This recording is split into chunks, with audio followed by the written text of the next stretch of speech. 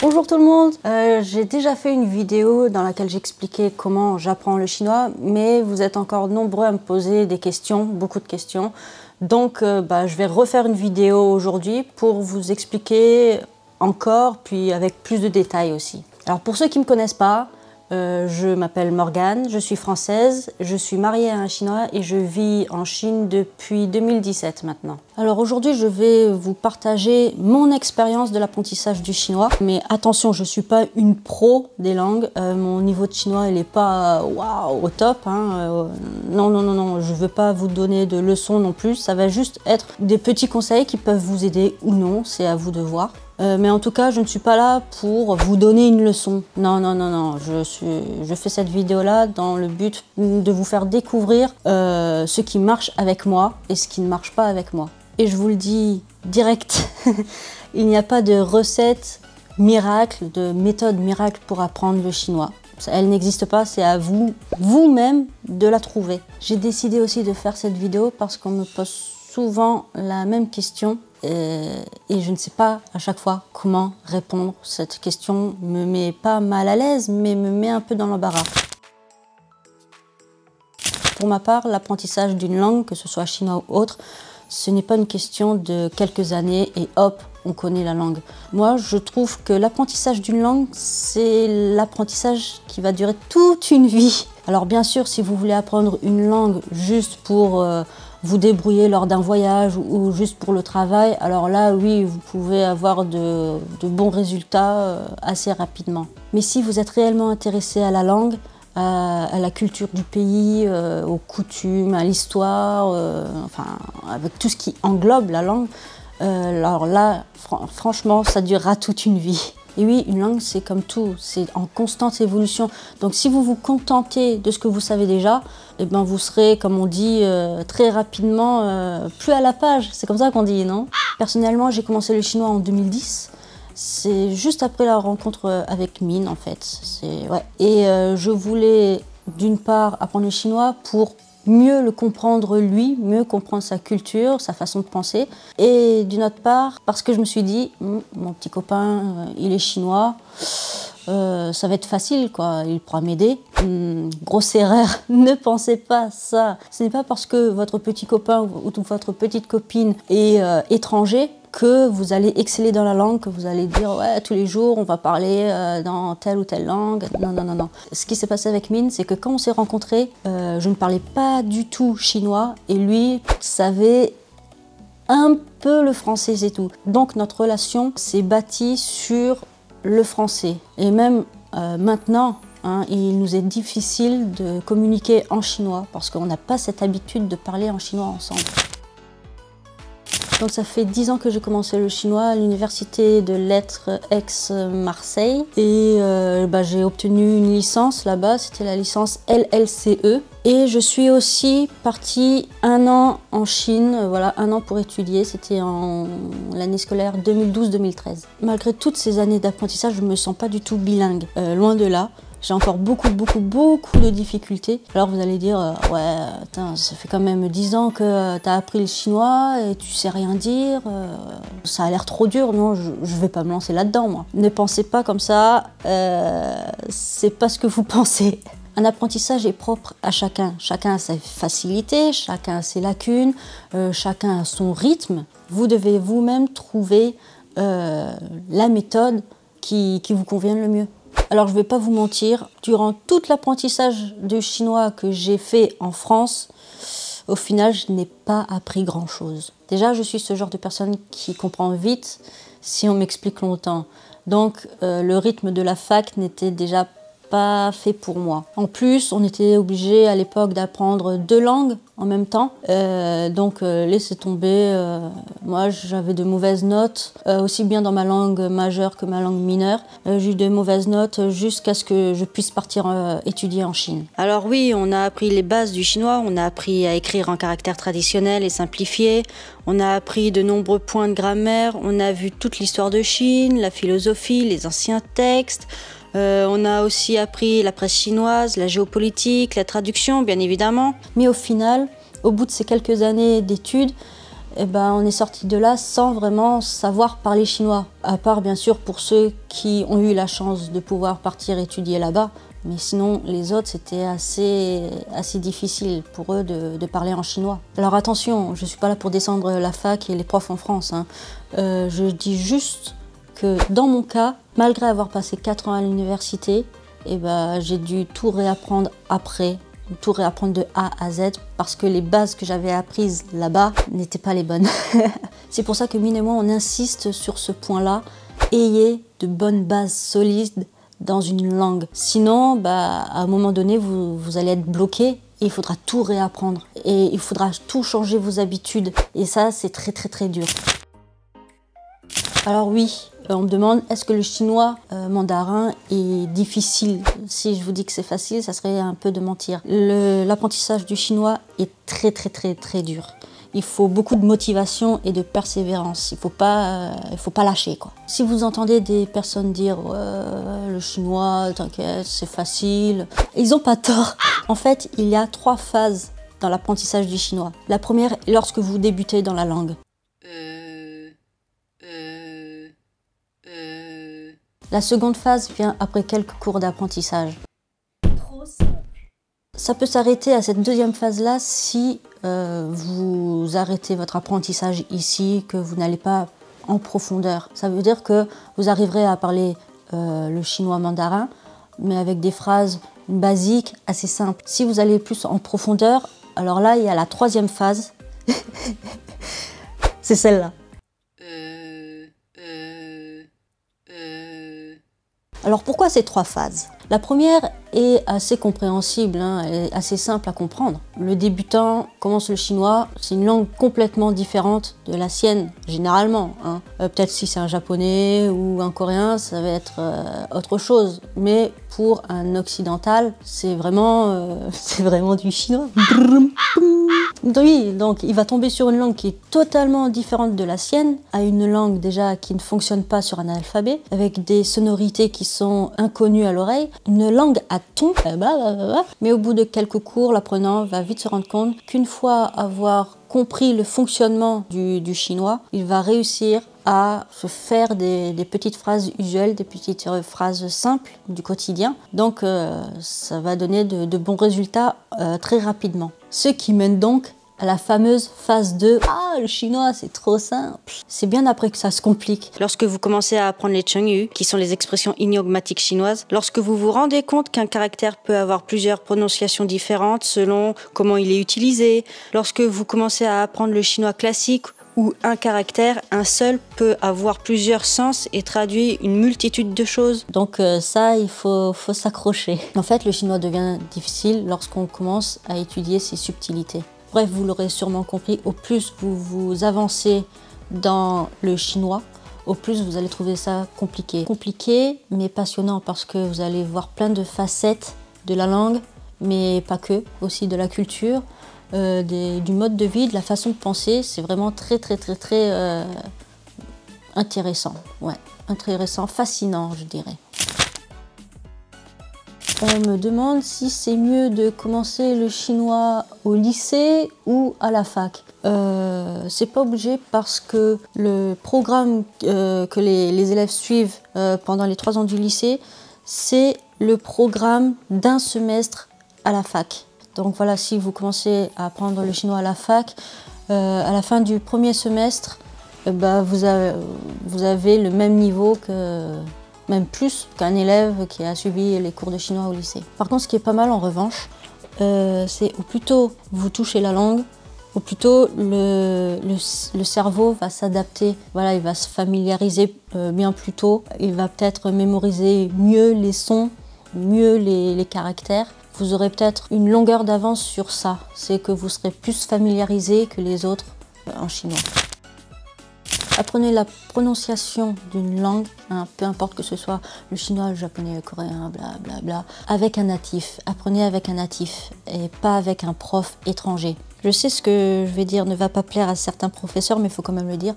Ça n'aide pas l'élève du tout. Au contraire, ça le tire vers le bas. Vous allez lui apprendre une prononciation biaisée parce que vous-même, vous avez un gros accent étranger. Bien sûr, là, je parle de la question de prononciation. Après qu'un prof étranger enseigne les points de grammaire ou le vocabulaire ou ce que vous voulez, il n'y a pas de problème. C'est juste que la prononciation, les bases de la prononciation, s'il vous plaît, si vous n'êtes pas un natif, arrêtez. Ça peut faire de gros problèmes. Hein. Réfléchissez. Vous-même, vous avez un gros accent étranger à couper au couteau. Comment voulez-vous que vos élèves aient une prononciation correcte après ça? Je ne veux pas vous critiquer. Hein. Non, ce n'est pas du tout mon but, mais c'est peut-être remettre ce point-là en question. Moi, j'ai appris la prononciation du chinois donc, à la fac avec une prof française. Et à l'époque, je voyais que par elle. Hein. Je n'écoutais que elle. C'était la professeure. Et Mine voulait me donner des conseils parce que bien sûr cette prof avait un accent à couper au couteau. Quand je rentrais à la maison et que je revoyais mes cours, Mine il écoutait, mais non, c'est pas comme ça, arrête. Et non, mais j'écoutais pas Mine. Non. Je me disais, la prof, elle est prof, c'est son métier. Mine, lui, il n'est pas prof. C'est un trou du cul. Après, il y a les 3 ans d'université qui sont passés. J'ai été diplômée. J'ai arrêté mes études parce que pour aller travailler, il faut bien payer le loyer et manger. Ensuite, nous nous sommes mariés et nous sommes rentrés en Chine. Voilà, nous sommes installés en Chine. Et c'est là que je me suis rendu compte que mon niveau de chinois s'était dégradé, normal, parce que pendant des années, je n'ai pas pratiqué le chinois. Mais ce que je veux dire, c'est que si j'avais eu de bonnes bases dès le départ, je n'aurais peut-être pas eu ce blocage, parce que ce qui s'est passé, c'est que je suis arrivée en Chine, je comprenais, hein, la compréhension écoute, pour moi, il n'y a aucun problème, je comprends. Mais à l'oral, c'est une autre histoire. Et là, quand je suis retournée en Chine en 2017, il m'était quasiment impossible d'aligner une phrase correcte. Tous les mots que j'employais, je mettais pas les tons. La prononciation, c'était une prononciation vraiment de étranger. Je ne savais pas comment remédier à ce problème, je ne savais plus comment apprendre. J'étais vraiment bloquée. Voilà, j'étais à un stade où je ne savais plus comment faire pour améliorer mon chinois. Jusqu'au jour où j'ai décidé de faire les yeux doux à mon Mine chéri pour qu'il devienne un peu mon sauveur. Il a accepté à une condition. Il m'a dit je veux bien t'aider pour ton chinois, mais il faut que tu oublies tout ce que tu as appris jusqu'à maintenant. Tout ce que tu as appris à la fac, la prononciation, tu oublies tout, on repart à 0. Et tu m'écoutes cette fois. Je suis chinois, alors peut-être que j'ai un accent, mais il est chinois, il n'est pas étranger. Peut-être que les mots que j'emploie, les phrases, l'habitude des phrases que je dis, tu ne vas pas les trouver dans les manuels, mais tu vas les entendre tous les jours en Chine. C'est donc comme ça que j'ai recommencé à apprendre le chinois. J'ai tout repris du début. Il m'a fait principalement travailler la prononciation et les tons. Donc je suis passée par Bopomofo de Tonole, voilà, j'ai passé par ma. Comme les enfants, les petits chinois, quand ils vont à l'école, ce qu'ils apprennent, voilà, j'ai réappris tout ça en fait. D'ailleurs, si ça vous intéresse, Mine a fait plusieurs vidéos où il explique les tons et la prononciation du pinyin, voilà, tous les sons en chinois. Et c'est ce qui est bien dans ces vidéos-là, c'est qu'il ne se base pas sur des sons déjà existants dans d'autres langues. Il ne va pas faire de comparaison, ce que je veux dire. Et ça, c'est très bien parce que vous allez vraiment entendre le son exact et non un son proche. J'insiste sur la question de prononciation et de ton parce que c'est vraiment ça qui va vous différencier des autres apprenants. Et avec une bonne prononciation et avec une bonne maîtrise des tons, bon, même si vous avez un petit accent étranger, c'est normal, hein, vous n'êtes pas natif, vous serez mieux compris des Chinois. Parce que, faut vous dire la vérité, hein, c'est pas mes paroles, c'est les paroles de Mine. Hein. Lorsqu'un étranger parle chinois avec un gros accent, le chinois, il va deviner ce que vous voulez dire. Il ne va pas comprendre. Je trouve que Mine, il a raison, parce que quand j'y repense, lorsque je parlais chinois avant, les Chinois faisaient un temps de pause, ils répétaient ma phrase et ensuite ils me répondaient. Et avant, j'avais vraiment un gros accent. Il est indispensable de se faire des amis natifs. Ils peuvent vous aider non seulement à apprendre, mais aussi à vous faire découvrir leur culture et mode de vie. Oui, mais c'est difficile de se faire des amis chinois. Non, non, non, arrêtez. Ça, c'est une excuse bidon. Vous avez différentes possibilités pour vous trouver des correspondants et amis chinois. Regardez les groupes sur les réseaux sociaux. Et puis, vous pouvez aussi passer par le biais d'associations franco-chinoises de votre ville, s'il y en a une. En plus, c'est bien, des fois, ils proposent des cours. C'est pas mal aussi. Je ne pense pas être la seule à vous dire ça, mais il est vrai que aller directement étudier dans le pays, ça change la donne. D'une part, vous allez voir si vous avez fait un bon choix, si la langue vous plaît vraiment, et le pays aussi, si vous allez tomber amoureux ou pas du pays. Et de deux, vous allez être bercé tous les jours dans la langue. Vous n'aurez quasiment pas l'occasion de parler votre propre langue, vous serez vraiment livré à vous-même. Et puis, vous allez voir que votre niveau de langue va grimper de jour en jour. Vous allez apprendre quelque chose. C'est pas comme vous allez en cours, voilà, vous parlez 1 heure de chinois, vous sortez, vous parlez français. Aller directement étudier là-bas, ça permet de vivre des expériences inoubliables, de faire des rencontres extraordinaires. Vous allez vous créer des liens avec des personnes du monde entier. Ouais, mais c'est bien beau, hein, mais il faut avoir les sous, hein, tu me les donnes? Oui, c'est vrai. Je confirme, il faut avoir les sous, ça se fait pas comme ça. Mais si vous voulez vraiment y aller, vous allez trouver une solution. Regardez, moi par exemple, j'ai décidé de partir en Chine pour ma 3e année d'université. Mais comme j'étais nulle, archi nulle, il était impossible pour moi d'avoir la bourse, voilà, de partir avec l'université en échange. Et moi, c'était mort. Du coup, j'ai dû aller à la banque pour faire un prêt étudiant, mais celle-ci a refusé. Donc, j'ai dû ouvrir un autre compte dans une autre banque et refaire une demande de prêt étudiant. Et cette fois-ci, c'est passé. Donc, je me suis endettée de 5 000 € pour partir à la rentrée suivante. Et ce qui est bien en partant seule comme ça, sans avec l'aide de la fac ni rien, c'est que j'ai pu choisir l'université dans laquelle je voulais aller étudier. Donc moi j'avais choisi l'université Zhejiang University, qui est l'une des meilleures universités de Chine. Ma candidature est passée, elle a été acceptée. Et toute l'administration, voilà, tous les papiers administratifs se sont faits dans un délai rapide, très rapide. Ça a mis peut-être 1 mois. 1 mois, tout était bouclé. Ce qui ne serait pas le cas si vous partez en échange universitaire avec votre fac. Là, pour ceux qui sont passés par là, ils vont comprendre.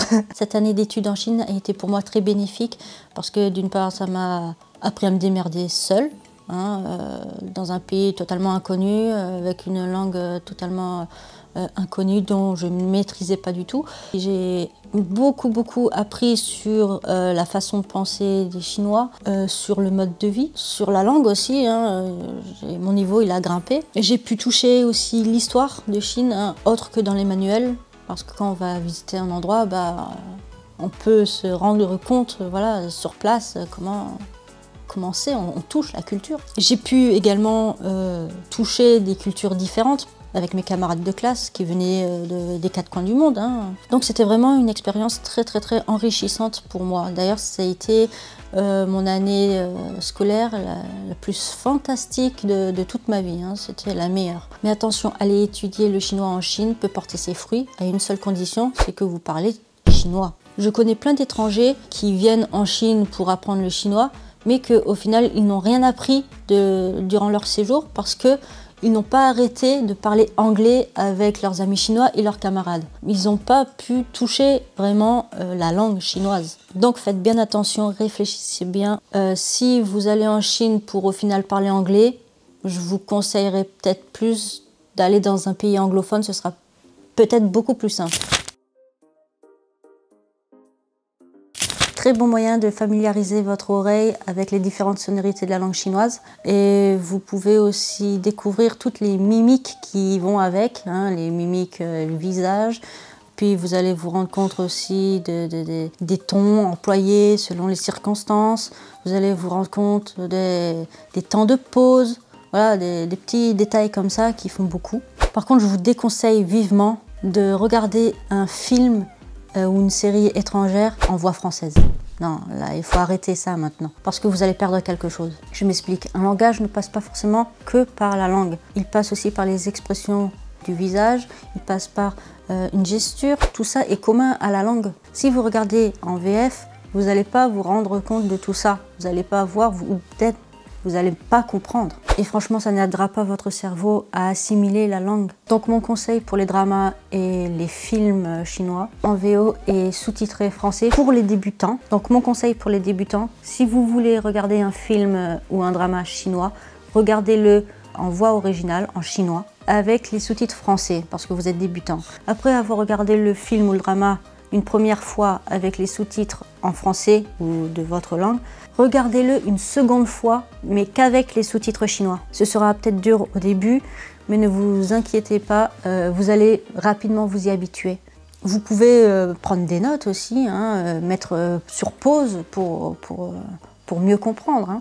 Et mon conseil pour ceux qui apprennent le chinois depuis quelque temps déjà, regardez le film ou le drama directement en voix originale, bien sûr, mais laissez tomber les sous-titres anglais et français. Vous les regardez directement sans sous-titres ou avec les sous-titres chinois.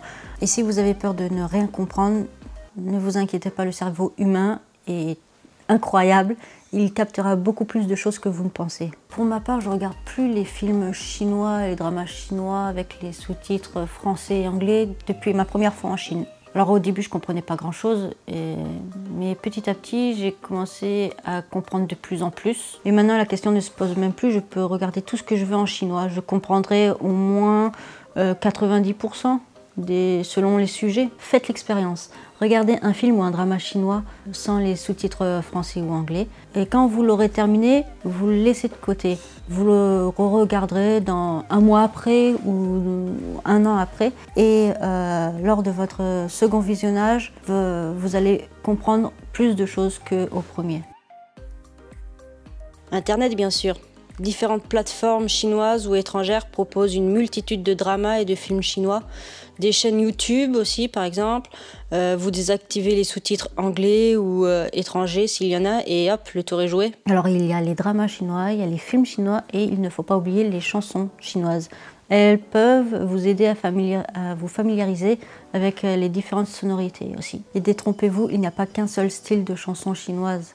Il y a du reggae, il y a de la pop, il y a du R&B, il y a du rap, il y a du rock, il y a du hard rock, il y a du traditionnel, il y a plein classique, il y a tout. Il faut juste savoir chercher. Il est bien évident que si vous tapez chansons chinoises sur votre moteur de recherche YouTube, vous allez principalement tomber sur le même genre de style. Mais nous sommes à l'heure des smartphones, donc il faudrait peut-être les mettre au travail. Il y a plusieurs applications qui sont disponibles, des applications chinoises. Moi, ce que j'ai, c'est Wang Yingyue.